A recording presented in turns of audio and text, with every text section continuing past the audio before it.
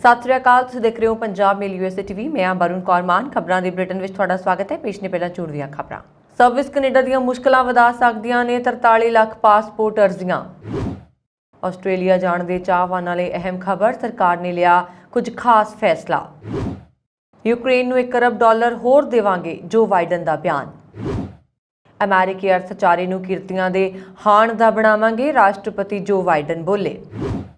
ਅਮਰੀਕੀ ਰਾਸ਼ਟਰਪਤੀ ਜੋ ਬਾਈਡਨ ਜੁਲਾਈ ਵਿੱਚ ਸਾਊਦੀ ਅਰਬ ਜਾਣਗੇ। ਅਮਰੀਕਾ ਛੂਤ ਦੀਆਂ ਬਿਮਾਰੀਆਂ ਨਾਲ ਨਜਿੱਠਣ ਲਈ ਭਾਰਤ ਨੂੰ ਦੇਵੇਗਾ $12.2 ਕਰੋੜ। ਕੋਵਿਡ-19 ਅਮਰੀਕਾ ਵਿੱਚ 5 ਸਾਲ ਤੋਂ ਘੱਟ ਉਮਰ ਦੇ ਬੱਚਿਆਂ ਦਾ ਜਲਦ ਹੋਵੇਗਾ ਟੀਕਾਕਰਨ। ਤੇ ਹੁਣ ਇਹਨਾਂ ਖਬਰਾਂ ਦਾ ਵਿਸਥਾਰ।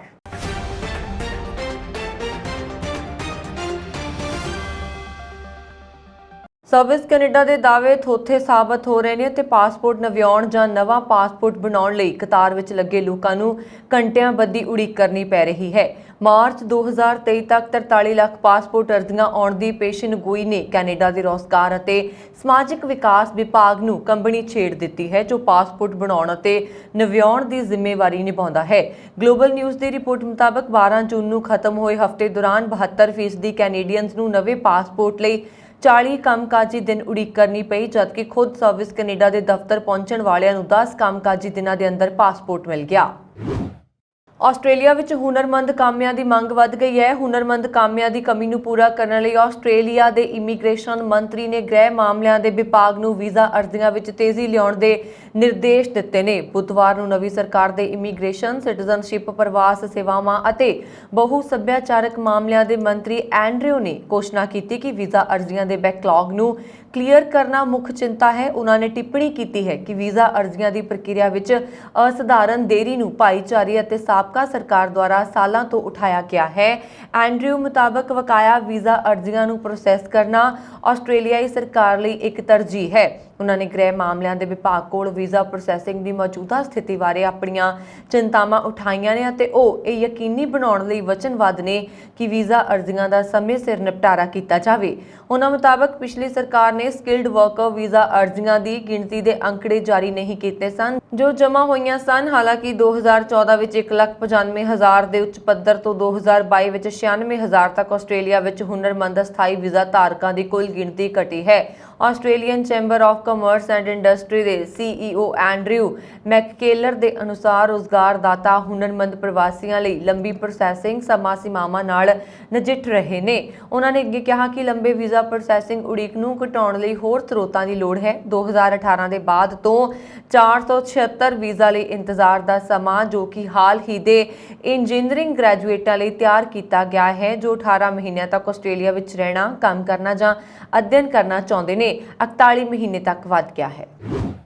ਰੂਸੀ ਫੌਜ ਯੂਕਰੇਨ ਦੇ ਪੂਰਬੀ ਹਿੱਸੇ ਵਿੱਚ ਤੇਜ਼ੀ ਨਾਲ ਅੱਗੇ ਵਧ ਰਹੀ ਹੈ, ਜਦਕਿ ਯੂਕਰੇਨ ਦੀ ਫੌਜ ਨੇ ਦੱਖਣੀ ਹਿੱਸੇ ਤੋਂ ਫਿਰ ਤੋਂ ਆਪਣੀ ਪਕੜ ਮਜ਼ਬੂਤ ਕਰ ਲਈ ਹੈ। ਰੂਸੀ ਫੌਜ ਗੁੱਸੇ ਵਿੱਚ ਹੈ ਅਤੇ ਸਵੇਰੋਡੋਨੇਤਸਕ ਸ਼ਹਿਰ ਵਿੱਚ ਆਮ ਨਾਗਰਿਕਾਂ ਨੂੰ ਨਿਸ਼ਾਨਾ ਬਣਾ ਰਹੀ ਹੈ। ਇਸ ਦੌਰਾਨ ਅਮਰੀਕੀ ਰਾਸ਼ਟਰਪਤੀ ਜੋ ਬਾਈਡਨ ਨੇ ਯੂਕਰੇਨ ਨੂੰ $1 ਅਰਬ ਹੋਰ ਦੇਣ ਦਾ ਐਲਾਨ ਕੀਤਾ ਹੈ। ਦੂਜੇ ਪਾਸੇ ਯੂਕਰੇਨ ਦੇ ਰਾਸ਼ਟਰਪਤੀ ਵਲੋਦੀਮੀਰ ਜ਼ੈਲੈਂਸਕੀ ਨੇ ਕਿਹਾ ਹੈ ਕਿ ਉਹ ਉਹਨਾਂ ਦੇ ਦੇਸ਼ ਨੂੰ ਯੂਰਪ ਅਤੇ ਨਾਟੋ ਤੋਂ ਮਿਲ ਰਹੀ ਮਦਦ ਲਈ ਸ਼ੁਕਰਗੁਜ਼ਾਰ ਨੇ। ਹਾਲਾਂਕਿ ਉਹਨਾਂ ਨੇ ਇਹ ਵੀ ਕਿਹਾ ਹੈ ਕਿ ਮਦਦ ਦੀ ਰਫ਼ਤਾਰ ਬਹੁਤ ਹੌਲੀ ਹੈ ਅਤੇ ਇਸ ਨੂੰ ਤੇਜ਼ ਕੀਤਾ ਜਾਣਾ ਚਾਹੀਦਾ ਹੈ। ਅਮਰੀਕੀ ਰਾਸ਼ਟਰਪਤੀ ਜੋ ਬਾਈਡਨ ਨੇ ਯੂਕਰੇਨ ਨੂੰ $1 ਬਿਲੀਅਨ ਹੋਰ ਦੇਣ ਦਾ ਐਲਾਨ ਕੀਤਾ ਹੈ। ਹਾਲਾਂਕਿ ਇਹ ਮਦਦ ਹਥਿਆਰਾਂ ਅਤੇ ਫੌਜੀ ਉਪਕਰਨਾਂ ਦੇ ਰੂਪ ਵਿੱਚ ਹੋਏਗੀ। ਵਾਈਟ ਹਾਊਸ ਨੇ ਕਿਹਾ ਹੈ ਕਿ ਉਹ ਯੂਕਰੇਨ ਦੀ ਸਥਿਤੀ ਤੇ ਨੇੜਿਓਂ ਨਜ਼ਰ ਰੱਖ ਰਿਹਾ ਹੈ ਅਤੇ ਕਿਸੇ ਵੀ ਹਾਲਤ ਵਿੱਚ ਉਸ ਨੂੰ ਇਕੱਲਾ ਨਹੀਂ ਛੱਡਿਆ ਜਾਵੇਗਾ। ਅਮਰੀਕੀ ਰਾਸ਼ਟਰਪਤੀ ਜੋ ਬਾਈਡਨ ਨੇ ਕਿਰਤੀ ਯੂਨੀਅਨ ਦੀ ਸਭ ਤੋਂ ਵੱਡੀ ਫੈਡਰੇਸ਼ਨ ਨੂੰ ਭਰੋਸਾ ਦਿੱਤਾ ਹੈ ਕਿ ਉਹ ਅਮਰੀਕੀ ਅਰਥਚਾਰੇ ਦੇ ਪੁਨਰ ਨਿਰਮਾਣ ਲਈ ਕੰਮ ਕਰ ਰਹੇ ਨੇ ਅਤੇ ਜੋ ਕਿਰਤੀਆਂ ਦੇ ਹਾਣ ਦਾ ਹੋਏਗਾ।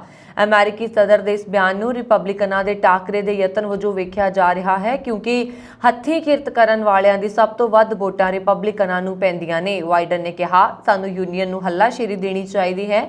ਫਿਲਾਡੈਲਫੀਆ ਵਿੱਚ AFL-CIO ਕਨਵੈਨਸ਼ਨ ਦੌਰਾਨ ਆਪਣੇ ਸੰਬੋਧਨ ਵਿੱਚ ਅਮਰੀਕੀ ਸਦਰ ਨੇ ਕਿਹਾ, ਮੈਂ ਖੁਦ ਨੂੰ ਯੂਨੀਅਨ ਪੱਖ ਵਿਖਾਉਣ ਲਈ ਇਹ ਸਭ ਨਹੀਂ ਕਰ ਰਿਹਾ। ਮੈਂ ਇਹ ਕਹਿ ਰਿਹਾ ਹਾਂ ਕਿਉਂਕਿ ਮੈਂ ਅਮਰੀਕਨਾਂ ਪੱਖੀ ਹਾਂ।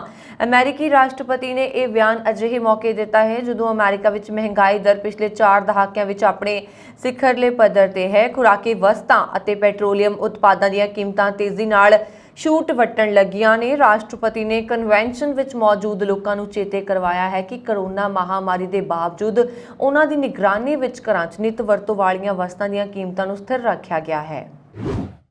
ਅਮਰੀਕੀ ਰਾਸ਼ਟਰਪਤੀ ਜੋ ਬਾਈਡਨ ਜੁਲਾਈ ਵਿੱਚ ਸਾਊਦੀ ਅਰਬ ਜਾਣਗੇ। ਅਗਲੇ ਮਹੀਨੇ 13 ਤੋਂ 16 ਜੁਲਾਈ ਦੀ ਆਪਣੀ ਮੱਧ ਪੂਰਬੀ ਫੇਰੀ ਮੌਕੇ ਅਮਰੀਕੀ ਸਦਰ ਇਜ਼ਰਾਈਲ ਤੇ ਵੈਸਟ ਬੈਂਕ ਵਿੱਚ ਵੀ ਕੁਝ ਦੇਰ ਪੜਾਅ ਕਰਨਗੇ। ਬਾਈਡਨ ਦੀ ਸਾਊਦੀ ਅਰਬ ਫੇਰੀ ਇਸ ਗੱਲ ਦਾ ਸੰਕੇਤ ਹੈ ਕਿ ਸਾਊਦੀ ਸਲਤਨਤ ਬਾਰੇ ਉਹਨਾਂ ਨੇ ਆਪਣੇ ਪੈਂਤੜੇ ਵਿੱਚ ਬਦਲਾਅ ਕੀਤਾ ਹੈ। ਬਾਈਡਨ ਅਜਿਹੇ ਮੌਕੇ ਸਾਊਦੀ ਅਰਬ ਜਾਣਗੇ ਜਦੋਂ ਅਮਰੀਕਾ ਤੇ ਕੁੱਲ ਆਲਮ ਵਿੱਚ ਪੈਟਰੋਲੀਅਮ ਉਤਪਾਦਾਂ ਦੀਆਂ ਕੀਮਤਾਂ ਲਗਾਤਾਰ ਵੱਧ ਰਹੀਆਂ ਨੇ। ਫੇਰੀ ਦੌਰਾਨ ਅਮਰੀਕੀ ਸਦਰ ਸਾਊਦੀ ਅਰਬ ਦੇ ਸ਼ਹਿਜ਼ਾਦੇ ਮੁਹੰਮਦ ਬਿਨ ਸਲਮਾਨ ਨੂੰ ਵੀ ਮਿਲਣਗੇ। ਅਮਰੀਕਾ ਨੇ ਭਾਰਤ ਦੀਆਂ 3 ਪ੍ਰਮੁੱਖ ਮੈਡੀਕਲ ਖੋਜ ਸੰਸਥਾਵਾਂ ਨੂੰ ਮਹਾਮਾਰੀਆਂ ਨੂੰ ਰੋਕਣ, ਬਿਮਾਰੀ ਦੇ ਖਤਰਿਆਂ ਦਾ ਜਲਦੀ ਪਤਾ ਲਾਉਣ ਅਤੇ ਤੇਜ਼ੀ ਨਾਲ ਪ੍ਰਭਾਵੀ ਕਦਮ ਚੁੱਕਣ ਲਈ ਕਰੀਬ 12.2 ਕਰੋੜ ਡਾਲਰ ਦੀ ਵਿੱਤੀ ਮਦਦ ਦੇਣ ਦਾ ਐਲਾਨ ਕੀਤਾ ਹੈ। ਅਮਰੀਕਾ 12 ਕਰੋੜ 24 ਲੱਖ 75 ਹਜ਼ਾਰ ਡਾਲਰ ਦੀ ਕੁੱਲ ਧਨਰਾਸ਼ੀ 3 ਪ੍ਰਮੁੱਖ ਭਾਰਤੀ ਸਿਹਤ ਖੋਜ ਸੰਸਥਾਵਾਂ Indian council of medical research, national institute of virology ਅਤੇ ਨੈਸ਼ਨਲ ਇੰਸਟੀਚਿਊਟ ਆਫ ਇਮਿਊਨੋਲੋਜੀ ਨੂੰ 5 ਸਾਲ ਦੀ ਮਿਆਦ ਵਿੱਚ ਦਿੱਤੀ ਜਾਏਗੀ। ਰੋਗ ਨਿਯੰਤਰਣ ਅਤੇ ਰੋਕਥਾਮ ਕੇਂਦਰ ਨੇ ਬੁੱਧਵਾਰ ਨੂੰ ਇਸ ਦਾ ਐਲਾਨ ਕਰਦੇ ਹੋਏ ਕਿਹਾ ਕਿ ਫੰਡ ਇੱਕ ਅਜਿਹਾ ਭਾਰਤ ਬਣਾਉਣ ਵਿੱਚ ਮਦਦ ਕਰੇਗਾ ਜੋ ਛੂਤ ਦੀਆਂ ਬਿਮਾਰੀਆਂ ਦੇ ਖਤਰਿਆਂ ਦੇ ਲਿਹਾਜ਼ ਨਾਲ ਸੁਰੱਖਿਅਤ ਹੋਏਗਾ।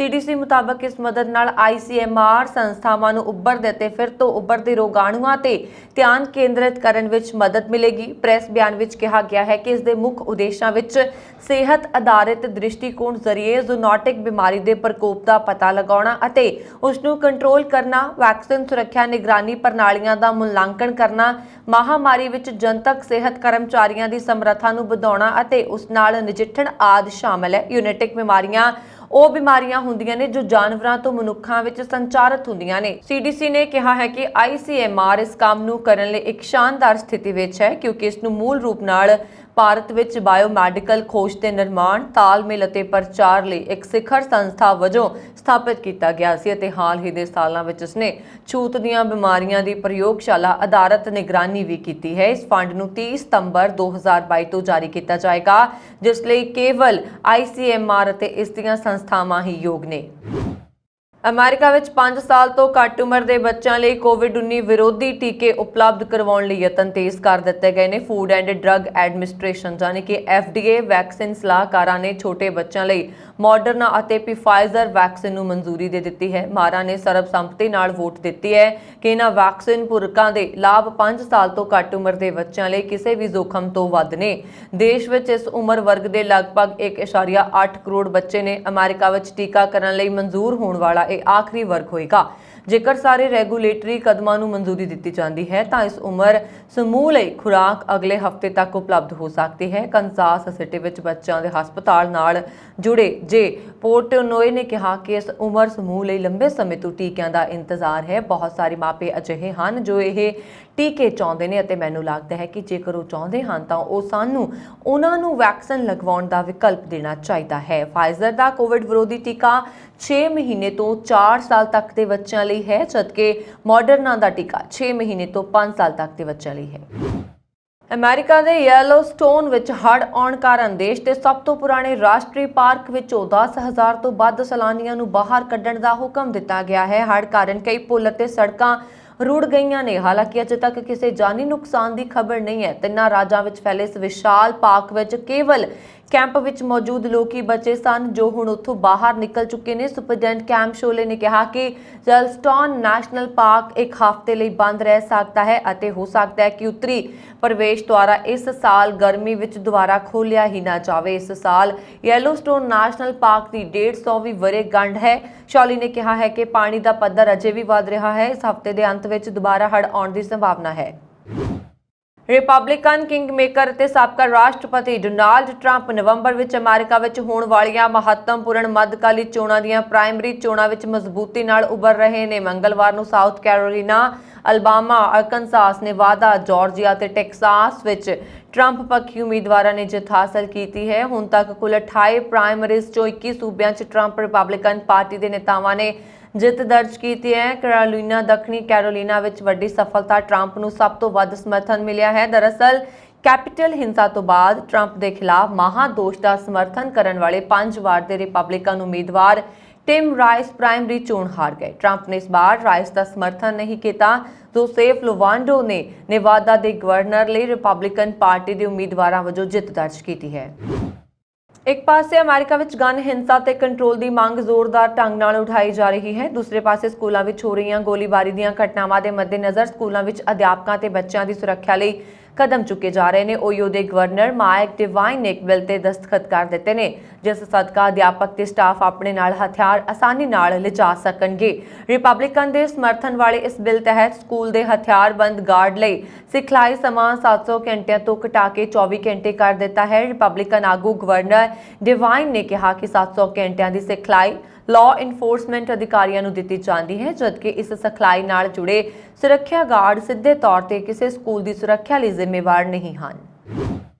लोग ये सुन के हैरान हो जाएंगे कि अमेरिका का कैलीफोर्निया सूबा इस वेले सब तो महंगे सूबे वजों गिणिया जान लगा है। दुनिया च IT हब है सिलिकॉन वैली, जिथे Google, Yahoo, Facebook, Twitter, YouTube, Gmail और इंस्टाग्राम के मुख्य दफ्तर ने ते भारत के दक्षिणी खिते तो सब तो वध IT माहिर भी इत्थे वधेरे करके काम कर रहे हैं। इस वेले इत्थे एक औसतन घर का खरीद मुल करीब $8 लाख यानी कि भारतीय करंसी के हिसाब के नाल करीब 6 करोड़ रुपए तक पहुंच गया है, जो हुण तक का सब तो वड्डा रिकॉर्ड है। अते अजिहे घर खरीदण की समर्था कैलीफोर्निया च बसन वाले केवल 25% लोगों की पहुंच आउंदा है। जिक्रयोग तथ्य यह भी ने कि साल 2021 विच लगभग 3.5 लाख लोगों ने कैलीफोर्निया महंगा होने कारण छड्डिया ते इन्हां चों बहुते एरिज़ोना, टेक्सास और वाशिंगटन सूबियां वाल चले गए। कैलीफोर्निया के मूल वसनीक आरामदायक और चंगा जीवन जीउण लई मैक्सीको वाल भी रुख कर रहे हैं। अजिही स्थिति पैदा होने का एक कारण यह भी है कि लगभग पिछले 30 वरियां विच कैलीफोर्निया की आबादी लगातार घटी है और कोविड-19 दौरान घर विच रह के काम करने वाले कामियां की गिनती वधी है। अमेरिका विच गर्भपात कराउण दे मामलिਆਂ विच वाधा होया है। लंबे समय तक मामले घटण तो बाद 2017 के मुकाबले 2020 विच गर्भपात के मामलिਆਂ की गिणती विच वाधा दर्ज किया गया। बुधवार नूं जारी अधिकारित अंकड़िਆਂ विच जानकारी दी गई। गर्भपात के अधिकारां की वकालत करने वाले एक खोज समूह गुटमेकर इंस्टीट्यूट की एक रिपोर्ट के अनुसार अमेरिका विच 2020 विच 9,30,000 तो बाद गर्भपात होए, जदों कि यह अंकड़ा 2017 विच करीब 8,62,000 सी। साल 2017 विच राष्ट्रीय पद्धर ते गर्भपात के अंकड़े 1973 के US सुप्रीम कोर्ट के फैसले तो बाद सब तो घट सन। अदालत ने अपने 1973 के फैसले विच देश भर विच गर्भपात की प्रक्रिया नूं कानूनी मानता दी सी। रिपोर्ट के अनुसार 2020 विच हर 5 गर्भवती औरतां विचों एक ने गर्भपात करवाया। मैक्सीको सिटी की सरहद ते हुई गोलीबारी विच 3 सुरक्षाकर्मी जख्मी हुए, जबकि 10 शक्की अपराधियों की मौत हो गई। इस घटना ने मैक्सीको के राष्ट्रपति एंड्रेस लोपेज की सरकार दीयां चिंतावां वधा दित्तियां ने, जिन्हां ने अपराध नाल नजिठण अते देश नूं शांत करन दा बीड़ा चुकिया है। मैक्सीको वालों ट्विटर ते ट्वीट किया गया है कि टैक्स की छोटी नगरपालिका विच एक ऑपरेशन दौरान एक भारी हथियारां नाल लैस समूह ने सुरक्षा दस्तियां ते हमला कर दिता। अमेरिका के फ्लैगस्टाफ खेतर तो करीब 9 किलोमीटर उत्तर विच स्थित जंगल की अग लगातार वधी। स्थिति इन्नी खराब हो गई कि उत्तरी एरिज़ोना के कुछ हिस्सों तो लोगों को बाहर कटना पिया। कैनियन नैशनल फॉरेस्ट अधिकारियों ने दस्सिया कि एरिज़ोना, स्नोबोल और वेस्ट सूट्स के नेड़े सड़क खेतर विच रहने वाले लोगों को बाहर कढ़िया गया है और डोंकी पार्क और माउंट एल्डन के आस पास रहने वाले लोग खेतर नूं घर छड्डण लई तैयार रहने लई कहा गया है। फायर ब्रिगेड ने एक बुलडोजर, एक वाटर टेंडर, 3 गश्ती यूनिटां ते 6 इंजनां नाल जंगल की अग नूं बुझाउण की कोशिश की। स्थिति इन्नी गंभीर हो गई कि जंगल की अग ते काबू पाउण लई 4 एयर टैंकरां ते एक हैलीकॉप्टर नाल इंसीडेंट मैनेजमेंट टीम नूं मौके ते भेजिया गया। इस दे नाल ही एरिज़ोना डिपार्टमेंट ऑफ ट्रांसपोर्टेशन ने US रूट 99 नूं बंद कर दिता। अमेरिका की एक महिला कलाकार ने पेंटिंग राही सब का दिल जित लिया है। इन दिनी सोशल मीडिया ते एक औरत का वीडियो वायरल हो रहा है। उसकी पेंटिंग नूं लोकां वल्लों काफ़ी पसंद किया जा रहा। सोशल मीडिया ते पेंटिंग की काफ़ी चर्चा हो रही। Twitter account next level skills ते एक वीडियो शेयर की गई, जिस च एक औरत खूबसूरत पेंटिंग बनाउंदी नज़र आ रही है। हैरानी की गल है कि उसने इस पेंटिंग नूं वड्डे कैनवस ते बनाया है तो इसकी खासियत यह है कि किसी असल तस्वीर वांग जापती है। इस तो पहला तुसीं कई पेंटिंग्स नाल जुड़ियां वीडियोज़ और फोटोज़ वायरल होंदियां देखियां होणगियां, पर यह तस्वीर की गल ही वखरी है। इसलिए है क्योंकि पेंटिंग पूरी तरह डिटेलिंग नाल बनाई गई है। कैनवस ते इन्नी बरीकी नाल बनाई इस तस्वीर नूं देख के लोग दंग रह गए ने। ਟੈਕਸਾਸ ਵਿੱਚ ਡਲਾਸ ਦੇ ਬਾਹਰਵਾਰ ਡੈਨਕਨਵਿਲੇ ਫੀਲਡ ਹਾਊਸ ਵਿੱਚ ਲੱਗੇ ਬੱਚਿਆਂ ਦੇ ਗਰਮ ਰੁੱਤ ਦੇ ਕੈਂਪ ਉੱਪਰ ਗੋਲੀਬਾਰੀ ਕਰਨ ਵਾਲੇ ਵਿਅਕਤੀ ਨੂੰ ਤੁਰੰਤ ਕਾਰਵਾਈ ਕਰਕੇ ਗੋਲੀ ਮਾਰ ਦਿੱਤੀ, ਜਿਸ ਉਪਰੰਤ ਉਸ ਦੀ ਮੌਤ ਹੋ ਗਈ। ਡੈਨਕਨਵਿਲੇ ਪੁਲਿਸ ਨੇ ਮਾਰੇ ਗਏ ਵਿਅਕਤੀਆਂ ਦੀ ਪਛਾਣ 42 ਸਾਲਾ ਬਰਨੈਂਡਨ ਕੀਥ ਵਜੋਂ ਕੀਤੀ ਹੈ, ਜੋ ਡਲਾਸ ਦਾ ਰਹਿਣ ਵਾਲਾ ਸੀ। ਪੁਲਿਸ ਨੇ ਕਿਹਾ ਕਿ ਮਾਮਲਾ ਜਾਂਚ ਅਧੀਨ ਹੈ। ਜਾਣਕਾਰੀ ਅਨੁਸਾਰ ਹੰਗਾਮੀ ਹਾਲਤ ਵਿੱਚ ਫੋਨ ਆਉਣ ਤੇ ਪੁਲਿਸ ਤੁਰੰਤ ਨੈਕਵਿਲੇ ਫੀਲਡ ਹਾਊਸ ਵਿੱਚ ਪੁੱਜੀ, ਜਿੱਥੇ ਉਸ ਦਾ ਇੱਕ ਹਥਿਆਰਬੰਦ ਸ਼ੱਕੀ ਵਿਅਕਤੀ ਨਾਲ ਸਾਹਮਣਾ ਹੋਇਆ। ਪੁਲਿਸ ਨਾਲ ਹੋਏ ਮੁਕਾਬਲੇ ਵਿੱਚ ਜ਼ਖਮੀ ਹੋਏ ਸ਼ੱਕੀ ਵਿਅਕਤੀ ਨੂੰ ਨਾਲ ਲੱਗਦੇ ਹਸਪਤਾਲ ਲਿਜਾਇਆ ਗਿਆ, ਜਿੱਥੇ ਉਸ ਨੂੰ ਮ੍ਰਿਤਕ ਐਲਾਨ ਦਿੱਤਾ ਗਿਆ। ਨੈਕਵਿਲੇ ਦੇ ਅਸਿਸਟੈਂਟ ਪੁਲਿਸ ਮੁਖੀ ਮੈਥਿਊ ਨੇ ਦੱਸਿਆ ਕਿ ਸ਼ੱਕੀ ਵਿਅਕਤੀ ਲੌਬੀ ਦੇ ਦਰਵਾਜ਼ੇ ਰਾਹੀਂ ਹੈਂਡਗਨ ਸਮੇਤ ਫੀਲਡ ਹਾਊਸ ਵਿੱਚ ਦਾਖਲ ਹੋਇਆ ਤੇ ਉਸਨੇ ਗੋਲੀਆਂ ਚਲਾਈਆਂ, ਜਿਸ ਉਪਰੰਤ ਮੌਕੇ ਤੇ ਮੌਜੂਦ ਸਟਾਫ ਨੇ ਬੱਚਿਆਂ ਨੂੰ ਕਮਰੇ ਵਿੱਚ ਵਾੜ ਕੇ ਅੰਦਰੋਂ ਤਾਲਾ ਲਗਾ ਦਿੱਤਾ। ਪੁਲਿਸ ਅਨੁਸਾਰ ਕੈਂਪ ਵਿੱਚ ਸ਼ਾਮਲ ਬੱਚੇ ਤੇ ਹੋਰ ਸਟਾਫ ਸੁਰੱਖਿਅਤ ਹੈ। ਕੈਨੇਡਾ ਦੀ ਰਾਜਧਾਨੀ ਓਟਾਵਾ ਵਿਖੇ ਬੀਤੇ ਸ਼ਨੀਚਰਵਾਰ ਨੂੰ ਸੰਸਦ ਨੇੜੇ ਇੱਕ ਵਾਹਨ ਵਿੱਚ ਧਮਾਕੇ-ਖੇਜ਼ ਸਮੱਗਰੀ ਹੋਣ ਦੀ ਭਰੋਸੇਯੋਗ ਸੂਤਰ ਤੋਂ ਮਿਲੀ ਜਾਣਕਾਰੀ ਮਗਰੋਂ ਪੁਲਿਸ ਨੇ ਵੱਡੀ ਕਾਰਵਾਈ ਕਰਦਿਆਂ ਸੰਸਦ ਨੂੰ ਘੇਰਾ ਪਾ ਕੇ ਤਲਾਸ਼ੀ ਮੁਹਿੰਮ ਸ਼ੁਰੂ ਕੀਤੀ, ਜਿਸ ਦੌਰਾਨ ਪਰਮਿੰਦਰ ਸਿੰਘ ਅਤੇ ਮਨਵੀਰ ਸਿੰਘ ਨੂੰ ਗ੍ਰਿਫਤਾਰ ਕਰ ਲਿਆ ਗਿਆ, ਪਰ ਬਾਅਦ ਵਿੱਚ ਅਫਸਰਾਂ ਨੇ ਮੁਆਫੀ ਮੰਗ ਕੇ ਉਹਨਾਂ ਨੂੰ ਰਿਹਾ ਕਰ ਦਿੱਤਾ। ਜਾਣਕਾਰੀ ਅਨੁਸਾਰ ਧਮਾਕੇ-ਖੇਜ਼ ਸਮੱਗਰੀ ਲਈ ਉਹਨਾਂ ਦੀ ਦਸਤਾਰ ਅਤੇ ਵਾਹਨਾਂ ਦੀ ਤਲਾਸ਼ੀ ਵੀ ਲਈ ਗਈ ਅਤੇ ਕਕਾਰ ਉਤਾਰੇ ਗਏ। ਇਹ ਘਟਨਾ ਉਦੋਂ ਵਾਪਰੀ ਜਦੋਂ 84 ਦੀ ਯਾਦ ਵਿੱਚ ਕੁਝ ਸਿੱਖ ਉੱਥੇ ਰੈਲੀ ਕਰਨ ਲਈ ਪੁੱਜੇ ਤਾਂ ਪੁਲਿਸ ਨੇ ਉਹਨਾਂ ਨੂੰ ਸੰਸਦ ਨੇੜੇ ਨਿਰਧਾਰਤ ਜਗ੍ਹਾ 'ਚ ਨਾ ਜਾਣ ਦਿੱਤਾ ਤੇ ਕੁਝ ਦੂਰੀ ਤੇ ਸਥਿਤ ਕੈਨੇਡਾ ਦੀ ਸੁਪਰੀਮ ਕੋਰਟ ਦੀ ਇਮਾਰਤ ਦੇ ਨੇੜੇ ਰੋਕ ਦਿੱਤਾ। ਇਸ ਤੋਂ ਪਹਿਲਾਂ ਕੈਨੇਡਾ ਬਾਰਡਰ ਸਰਵਿਸਿਜ਼ ਏਜੰਸੀ ਵੱਲੋਂ ਪੁਲਿਸ ਨੂੰ ਸੰਸਦ ਨੇੜੇ ਧਮਾਕੇ-ਖੇਜ਼ ਸਮੱਗਰੀ ਹੋਣ ਬਾਰੇ ਸੂਚਿਤ ਕੀਤਾ ਗਿਆ ਸੀ, ਜਿਸ ਨੂੰ ਅਧਿਕਾਰੀਆਂ ਨੇ ਬੇहद ਗੰਭੀਰਤਾ ਨਾਲ ਲਿਆ ਤੇ ਸੰਸਦ ਵਿੱਚ ਮੈਂਬਰਾਂ ਅਤੇ ਸਟਾਫ ਨੂੰ ਵੀ ਸਾਵਧਾਨ ਕਰ ਦਿੱਤਾ ਗਿਆ। ਵਰਲਡ ਸਿੱਖ ਸੰਸਥਾ ਦੇ ਪ੍ਰਧਾਨ ਤਜਿੰਦਰ ਸਿੰਘ ਸਿੱਧੂ ਨੇ ਸਮੁੱਚੇ ਘਟਨਾਕ੍ਰਮ ਉੱਪਰ ਚਿੰਤਾ ਪ੍ਰਗਟ ਕਰਦਿਆਂ ਕਿਹਾ ਕਿ ਭਾਰਤ ਸਰਕਾਰ ਅਤੇ ਮੀਡੀਆ ਵੱਲੋਂ ਸਿੱਖਾਂ ਨੂੰ ਅੱਤਵਾਦ ਨਾਲ ਜੋੜਨ ਲਈ ਅਜਿਹੀਆਂ ਘਟਨਾਵਾਂ ਦਾ ਸਹਾਰਾ ਲਿਆ ਜਾਂਦਾ ਹੈ, ਜਿਸ ਨਾਲ ਕੈਨੇਡਾ ਵਿੱਚ ਸ਼ਾਂਤੀਪੂਰਵਕ ਰਹਿ ਕੇ ਵਿਚਾਰਾਂ ਦਾ ਪ੍ਰਗਟਾਵਾ ਕਰ ਰਹੇ ਕੈਨੇਡੀਅਨ ਸਿੱਖਾਂ ਨੂੰ ਨਿਸ਼ਾਨਾ ਬਣਾਇਆ ਜਾਂਦਾ ਹੈ। ਅਮਰੀਕੀ ਫੈਡਰਲ ਰਿਜ਼ਰਵ ਨੇ 1994 ਤੋਂ ਬਾਅਦ ਵਿਆਜ ਦਰਾਂ ਵਿੱਚ 0.75% ਦਾ ਸਭ ਤੋਂ ਵੱਡੇ ਵਾਧੇ ਦਾ ਐਲਾਨ ਕੀਤਾ ਹੈ। ਇਹ 28 ਸਾਲਾਂ 'ਚ ਅਮਰੀਕਾ ਦੇ ਕੇਂਦਰੀ ਬੈਂਕ ਵੱਲੋਂ ਵਿਆਜ ਦਰਾਂ ਵਿੱਚ ਸਭ ਤੋਂ ਵੱਡਾ ਵਾਧਾ ਹੈ। ਫੈਡਰਲ ਰਿਜ਼ਰਵ ਨੇ ਇਹ ਫੈਸਲਾ ਮਹਿੰਗਾਈ ਤੇ ਕਾਬੂ ਪਾਉਣ ਲਈ ਚੁੱਕਿਆ ਹੈ, ਕਿਉਂਕਿ ਅਮਰੀਕਾ ਵਿੱਚ ਮਹਿੰਗਾਈ 40 ਸਾਲਾਂ 'ਚ ਸਭ ਤੋਂ ਉੱਚੇ ਪੱਧਰ ਤੇ ਪਹੁੰਚ ਗਈ ਹੈ, ਜੋ ਮਈ ਦੇ ਮਹੀਨੇ ਵਿੱਚ 8.6% ਰਹੀ ਹੈ। ਵਿਆਜ ਦਰਾਂ 'ਚ ਵਾਧੇ ਨਾਲ ਡਾਲਰ ਨੂੰ ਮਜ਼ਬੂਤੀ ਮਿਲੇਗੀ ਅਤੇ ਇਸ ਨਾਲ ਰੁਪਈਆ ਹੋਰ ਜ਼ਿਆਦਾ ਡਿੱਗਣ ਦੀ ਸੰਭਾਵਨਾ ਵੱਧ ਗਈ ਹੈ। ਭਾਰਤੀ ਮੁਦਰਾ ਪਹਿਲਾਂ ਹੀ ਡਾਲਰ ਦੇ ਮੁਕਾਬਲੇ 78.13 ਦੇ ਹੁਣ ਤੱਕ ਦੇ ਸਭ ਤੋਂ ਹੇਠਲੇ ਪੱਧਰ ਤੇ ਪਹੁੰਚ ਗਈ ਹੈ। ਅਮਰੀਕੀ ਕਰਿਆਨੇ ਦੀ ਦੁਕਾਨ ਤੋਂ ਲੈ ਕੇ ਗੈਸ ਪੰਪ ਤੱਕ ਦੀ ਵੱਧਦੀ ਲਾਗਤ ਨਾਲ ਜੂਝ ਰਹੇ ਨੇ ਅਤੇ ਫੈਡ ਨੂੰ ਕੀਮਤਾਂ ਨੂੰ ਸਥਿਰ ਰੱਖਣ ਦਾ ਕੰਮ ਸੌਂਪਿਆ ਗਿਆ ਹੈ। ਕੈਨੇਡਾ ਤੋਂ ਸਿੱਖ ਭਾਈਚਾਰੇ ਲਈ ਚੰਗੀ ਖਬਰ ਹੈ। ਕੈਨੇਡਾ ਦੇ ਮੈਨੀਟੋਬਾ ਸੂਬੇ ਦੀ ਵਿਧਾਨ ਸਭਾ ਵਿੱਚ ਟਰਬਨ ਡੇ ਐਕਟ ਪਾਸ ਕੀਤਾ ਗਿਆ ਹੈ। ਇਸ ਦੇ ਪਾਸ ਹੋਣ ਦੇ ਬਾਅਦ ਹੁਣ ਹਰੇਕ ਸਾਲ 13 ਅਪ੍ਰੈਲ ਨੂੰ ਮੈਨੀਟੋਬਾ ਸੂਬੇ ਵਿੱਚ ਪੱਗ ਦਿਵਸ ਮਨਾਇਆ ਜਾਏਗਾ। ਇਸ ਬਿੱਲ ਨੂੰ ਲਿਆਉਣ ਦੇ ਸਵਾਲਾਂ ਤੇ ਵਿਧਾਇਕ ਦਲਜੀਤ ਸਿੰਘ ਬਰਾੜ ਨੇ ਕਿਹਾ ਕਿ ਸਾਲ ਵਿੱਚ ਇੱਕ ਅਜਿਹਾ ਦਿਨ ਵੀ ਹੋਣਾ ਜ਼ਰੂਰੀ ਹੈ ਜਦੋਂ ਪੱਗ ਨੂੰ ਸੈਲੀਬ੍ਰੇਟ ਕੀਤਾ ਜਾਏ। ਇਹ ਕੈਨੇਡਾ ਦੀ ਵਿਭਿੰਨਤਾ ਨੂੰ ਵੀ ਦਰਸਾਉਂਦਾ ਹੈ ਅਤੇ ਦੱਸਦਾ ਹੈ ਕਿ ਇੱਥੇ ਕਿਵੇਂ ਵੱਖ-ਵੱਖ ਸੱਭਿਆਚਾਰਾਂ ਦੇ ਲੋਕ ਮਿਲ ਜੁਲ ਕੇ ਰਹਿ ਰਹੇ ਨੇ। ਇਸ ਲਈ ਟਰਬਨ ਡੇ ਐਕਟ ਨੂੰ ਪਾਸ ਕੀਤਾ ਗਿਆ ਹੈ। ਹਾਲਾਂਕਿ ਇਸ ਐਕਟ ਵਿੱਚ ਇਸ ਨੂੰ ਲਿਆਉਣ ਦਾ ਇੱਕ ਅਹਿਮ ਕਾਰਨ ਦੱਸਿਆ ਗਿਆ ਹੈ। ਮੈਨੀਟੋਬਾ ਵਿਧਾਨ ਸਭਾ ਵਿੱਚ ਟਰਬਨ ਡੇ ਐਕਟ ਨੂੰ ਪਹਿਲੀ ਵਾਰ ਪ੍ਰਾਈਵੇਟ ਮੈਂਬਰ ਬਿੱਲ ਦੇ ਤੌਰ ਤੇ ਲਿਆਂਦਾ ਗਿਆ। ਇਸ ਦੇ ਬਾਅਦ ਇਸ ਨੂੰ 24 ਮਾਰਚ ਨੂੰ ਫਰਸਟ ਰੀਡਿੰਗ, 7 ਅਪ੍ਰੈਲ ਨੂੰ ਦੂਜੀ ਅਤੇ 26 ਮਈ ਨੂੰ ਤੀਜੀ ਰੀਡਿੰਗ ਲਈ ਰੱਖਿਆ ਗਿਆ। ਪੂਰੀ ਪ੍ਰਕਿਰਿਆ ਵਿੱਚੋਂ ਲੰਘਣ ਦੇ ਬਾਅਦ 1 ਜੂਨ ਨੂੰ ਇਸ ਨੂੰ ਰਾਇਲ ਸਹਿਮਤੀ ਮਿਲੀ। ਰਾਇਲ ਸਹਿਮਤੀ ਮਿਲਣ ਦਾ ਮਤਲਬ ਬਿੱਲ ਨੂੰ ਆਗਿਆ ਮਿਲ ਗਈ। ਟਰਬਨ ਡੇ ਐਕਟ ਮੁਤਾਬਕ ਪੱਗ ਕੇਵਲ ਸਿੱਖ ਭਾਈਚਾਰੇ ਲਈ ਨਹੀਂ, ਨਾ ਸਿਰਫ ਆਸਥਾ ਅਤੇ ਧਰਮ ਦਾ ਪ੍ਰਤੀਕ ਹੈ, ਸਗੋਂ ਉਸ ਦੇ ਸਨਮਾਨ ਲਈ ਵੀ ਮਹੱਤਵਪੂਰਨ ਹੈ। ਐਕਟ ਵਿੱਚ ਕਿਹਾ ਗਿਆ ਹੈ ਕਿ ਪੱਗ ਨੂੰ ਅਧਿਕਾਰਤ ਮਾਨਤਾ ਦੇਣ ਨਾਲ ਉਸ ਜਾਤੀਵਾਦ ਵਿਰੁੱਧ ਜਾਗਰੂਕਤਾ ਵੀ ਫੈਲੇਗੀ, ਜਿਸ ਦਾ ਕੈਨੇਡਾ ਵਿੱਚ ਹਾਲੇ ਵੀ ਸਿੱਖ ਸਾਹਮਣਾ ਕਰ ਰਹੇ ਨੇ। ਪੱਗ ਦਿਵਸ ਲਈ 13 ਅਪ੍ਰੈਲ ਦਾ ਇਹ ਦਿਨ ਚੁਣਿਆ ਗਿਆ। ਇਸ ਦੇ ਪਿੱਛੇ ਖਾਸ ਵਜ੍ਹਾ ਹੈ। ਅਸਲ ਵਿੱਚ ਹਰੇਕ ਸਾਲ ਵਿਸਾਖੀ 13 ਜਾਂ 14 ਅਪ੍ਰੈਲ ਨੂੰ ਮਨਾਈ ਜਾਂਦੀ ਹੈ। ਇਸ ਲਈ ਇਹ ਦਿਨ ਮਨਾਉਣ ਲਈ ਇਹ ਤਾਰੀਖ ਚੁਣੀ ਗਈ। ਇਹ ਉਹ ਤਾਰੀਖ ਹੈ ਜਦੋਂ ਖਾਲਸਾ ਪੰਥ ਸਾਜਿਆ ਗਿਆ। ਇਸ ਦਿਨ 1699 ਨੂੰ 10ਵੇਂ ਗੁਰੂ ਗੋਬਿੰਦ ਸਿੰਘ ਜੀ ਨੇ ਆਪਣੇ ਚੋਲਿਆਂ ਇੱਥੋਂ ਤੱਕ ਲੈਣੀ ਹੈ ਇਹ ਖਬਰ, ਜਿਸ ਦਾ ਕੈਨੇਡਾ ਵਿੱਚ ਹਾਲੇ ਵੀ ਸਿੱਖ ਸਾਹਮਣਾ ਕਰ ਰਹੇ ਹਨ। ਠੀਕ ਆ, ਪੱਗ ਦਿਵਸ ਲਈ 13 ਅਪ੍ਰੈਲ ਇਹ ਲਾਈਨਾਂ ਕੱਟ ਦੇਣੀਆਂ। ਵਪਾਰ ਦੇ ਸਿਲਸਿਲੇ ਵਿੱਚ ਦੋਹਾ ਕਤਰ ਤੋਂ ਈਰਾਨ ਗਏ ਇੱਕ ਪੰਜਾਬੀ ਫਲ ਵਪਾਰੀ ਨੂੰ ਅਗਵਾ ਕਰ ਲਿਆ ਗਿਆ ਹੈ ਔਰ ਉੱਥੇ ਭਾਰਤੀ ਦੂਤਕਾਰ ਨੇ ਇਸ ਨੂੰ ਦੋਹਾ ਵਾਪਸ ਭੇਜਣ ਵਿੱਚ ਕੋਈ ਮਦਦ ਨਹੀਂ ਕੀਤੀ ਹੈ। ਪੰਜਾਬ ਦੇ ਮੋਗਾ 'ਚ ਰਹਿਣ ਵਾਲੇ ਵਪਾਰੀ ਅਤੇ ਉਸਦੇ ਪਰਿਵਾਰ ਨੇ ਪ੍ਰਧਾਨ ਮੰਤਰੀ ਨਰਿੰਦਰ ਮੋਦੀ ਹੁਣਾਂ ਨੂੰ ਚਿੱਠੀ ਵੀ ਲਿਖ ਕੇ ਮਦਦ ਕਰਨ ਦੀ ਅਪੀਲ ਕੀਤੀ ਹੈ। ਮੋਗਾ ਦੇ ਦਦੌਰ ਪਿੰਡ ਵਿੱਚ ਰਹਿਣ ਵਾਲੇ ਮਨਜਿੰਦਰ ਸਿੰਘ ਦੋਹਾ ਕਤਰ 'ਚ ਫਲਾਂ ਦਾ ਕਾਰੋਬਾਰ ਕਰਦੇ ਨੇ। ਸਿੱਧੂ ਨੇ ਇੱਕ ਵੀਡੀਓ ਜਾਰੀ ਕਰਦੇ ਹੋਏ ਕਿਹਾ ਕਿ ਉਹ ਤਰਬੂਜ ਦਾ ਡੱਬਾ ਲੈਣ ਈਰਾਨ ਗਏ ਸਨ। 28 ਅਪ੍ਰੈਲ ਨੂੰ ਜਦੋਂ ਡੈਲਗਨ ਕਾਉਂਟੀ ਪਹੁੰਚੇ ਤਾਂ ਅਣਜਾਣ ਅਗਵਾਕਾਰਾਂ ਨੇ ਉਹਨਾਂ ਨੂੰ ਅਗਵਾ ਕਰ ਲਿਆ। ਉਸ ਦਾ ਪਾਸਪੋਰਟ, ਮੋਬਾਈਲ ਤੇ 3000 ਯੂਰੋ ਵੀ ਖੋਹ ਲਿਆ ਤੇ ਉਹਨਾਂ ਨੂੰ ਤਸੀਹੇ ਵੀ ਦਿੱਤੇ ਗਏ।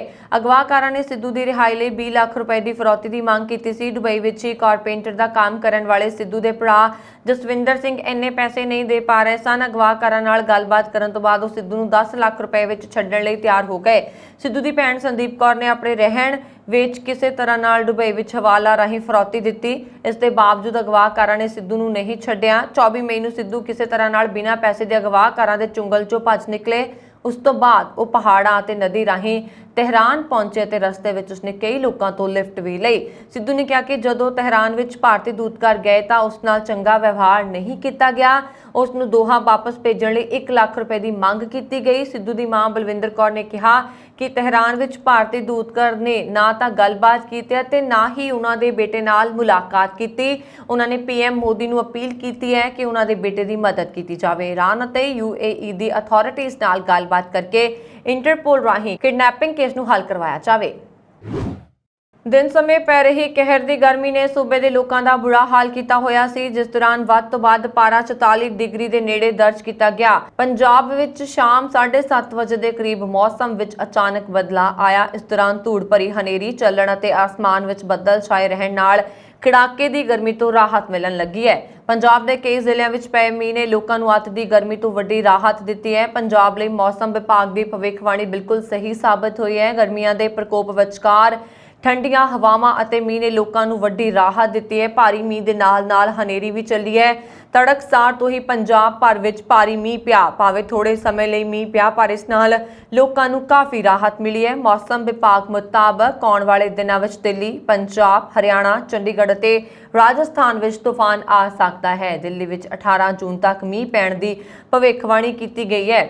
ਇਸ ਸਨ ਹੁਣ ਤੱਕ ਦੀਆਂ ਖਬਰਾਂ। ਮੈਨੂੰ ਵਰੁਣ ਕੌਰ ਮਾਨੂ ਦਿਓ ਆਗਿਆ। ਹੋਰ ਖਬਰਾਂ ਦੇ ਲਈ ਸਾਡਾ YouTube ਚੈਨਲ ਪੰਜਾਬ ਮੇਲ USA TV ਜ਼ਰੂਰ ਸਬਸਕ੍ਰਾਈਬ ਕਰੋ। ਸਤਿ ਸ਼੍ਰੀ ਅਕਾਲ।